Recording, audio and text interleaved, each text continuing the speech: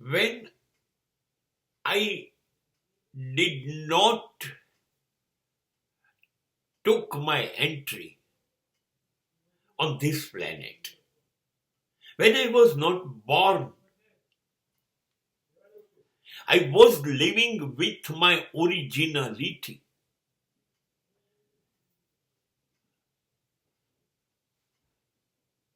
That was my real identity.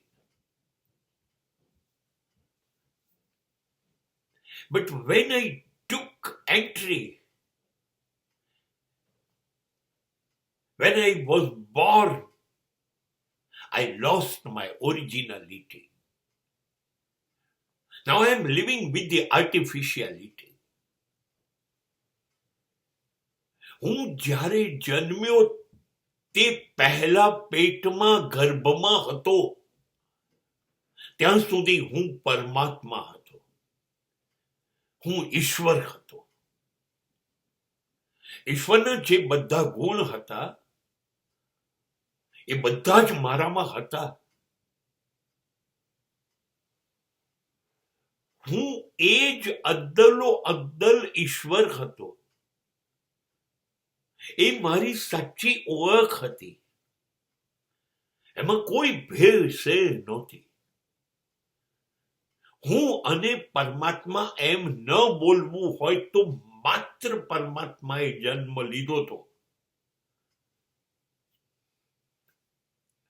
પણ જેવો બહાર આવ્યો, જેવો જન્મ લઈને બહાર આવ્યો આ પૃથ્વી ઉપર, એની સાથે શરૂ થયું આ માં, આ બાપ, આ ભાઈ, આ બહેન, આ મારું નામ, આ મારું ધર્મ, આ મારી જાતિ, આ મારું રાજ્ય, આ મારી ભાષા, મારો દેશ, આ મારું, બસ આ મારું મારું મારું, આ બધું જ બહારથી જે આવ્યું એ આર્ટિફિશિયલ છે, કુદરતી નથી, કૃત્રિમ છે. હું લઈને નહોતો આવ્યો. આ બધું મને અહીં બહારથી મળ્યું, બહારથી લોકોએ આપ્યું, મારું નથી, ઉછીનું છે. એ મારી ઓળખ નથી. કેમ કે માના ગર્ભમાં જ્યારે હું હતો ત્યારે નામ નહોતું, ત્યારે મારો કોઈ ધર્મ નહોતો, જાતિ નહોતી, મારી કોઈ લાયકાત નહોતી, મારું કોઈ શિક્ષણ નહોતું, કશું નહોતું. આ બધું બહાર મને મળ્યું.